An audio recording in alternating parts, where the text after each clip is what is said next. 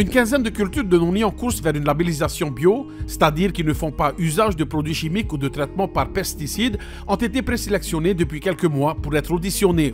Objectif, la certification bio selon les normes réglementées par l'Union européenne et qui permettrait selon le maire la commercialisation du noni polynésien à l'international. Un projet qui pourrait aboutir plus tôt qu'on ne le pense. Thomas Moutam s'en réjouit. Il y a eu des échanges, donc il y a une procédure qu'il faut mettre en place. Et là, donc, nous sommes arrivés à la phase finale. Ils viennent vérifier est-ce que tout ce qu'on a mis dans les documents, est-ce que ça correspond à ce qu'on a mis dans les documents aussi sur le terrain. À ce moment-là, notre noni ce sera labellisé si toutes les normes seront respectées. Et après, on attendra le résultat.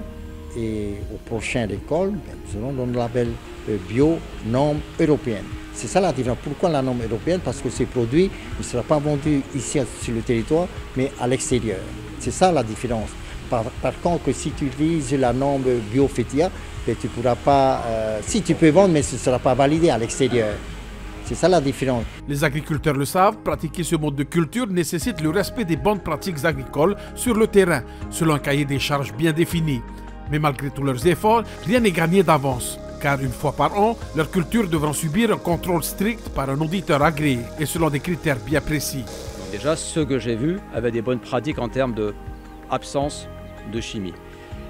Après, ce qu'on va voir, c'est plutôt le voisinage, pour voir s'il n'y a pas à côté des cultures d'ananas, pastèques et autres produits, où là, on a des voisinages qui, eux, mettent du désherbant chimique ou des engrais sous forme de granulés. Et là, on a un risque de contamination de la parcelle qui est candidate. Donc moi, j'évalue le risque de contamination par le voisinage. Et donc là, moi, j'émets des avis, des recommandations d'amélioration ou une classification positive ou négative.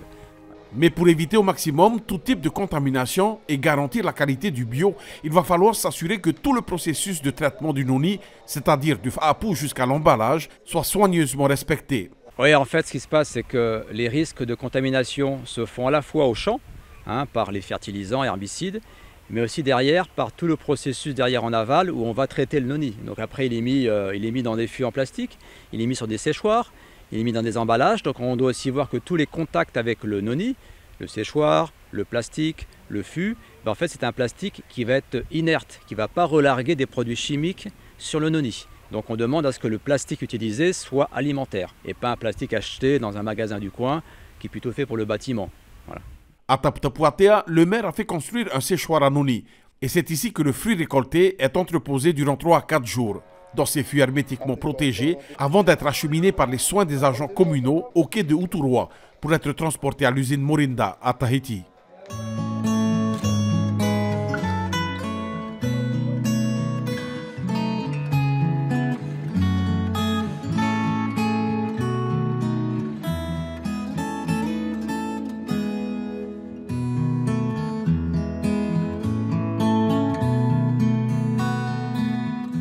On a commencé à fabriquer les séchoirs de nono pour nos porteurs de projets. Eux, ils récoltent et nous, on va sur place pour les peser et les ramener au séchoir de nono. On les met sur les séchoirs, on les laisse au moins 4 jours jusqu'à maturation et on les met dans les fûts. Et le jour de la pesée, on les envoie sur le quai. À Taputapuatea, cela fait une dizaine d'années qu'avec le soutien de son conseil municipal et du personnel communal, le maire a fait de l'agriculture naturelle son cheval de bataille, en vue d'aider les familles à tendre vers une autosuffisance alimentaire. Et cela, malgré les coûts et le travail supplémentaire que cela peut représenter pour l'agriculteur. Ah, c'est sûr qu'il y a un coût parce que quand il s'agit de faire de la culture biologique, tout est naturel, c'est la main-d'œuvre, c'est le coût de la main-d'œuvre qui est trop cher. Et donc, quand tu pulvérises et quand tu passes à la débroussailleuse, c'est deux dossiers différents. Et premièrement, il y a un coût sur la main-d'œuvre. Et je pense que j'ai déjà discuté avec la société. Ils sont prêts à revaloriser le prix du prix du noni bio et c'est tout à fait normal. Aujourd'hui, le bio, au niveau mondial, ça explose. Dans tous les produits, aujourd'hui, c'est 10-15% de croissance en termes de volume de vente par an dans les produits bio.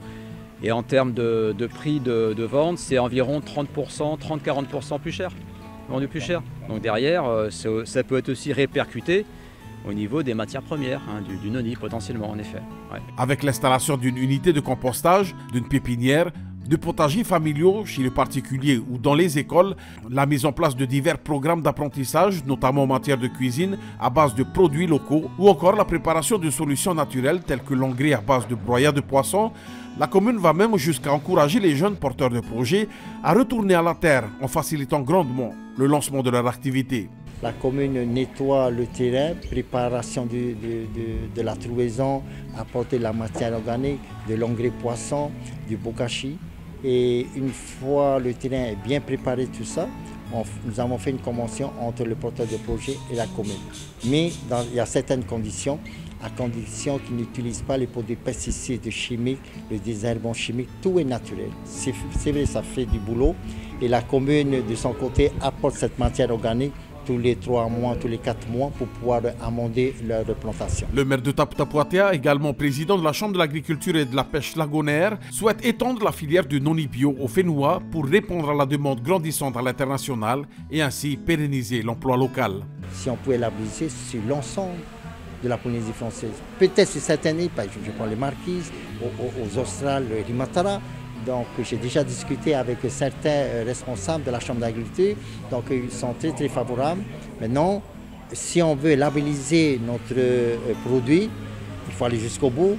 L'usine de transformation, à ce moment-là, il faudra donc séparer entre ce noni qui a été labellisé et le noni naturel qu'ils ont récolté depuis un certain temps.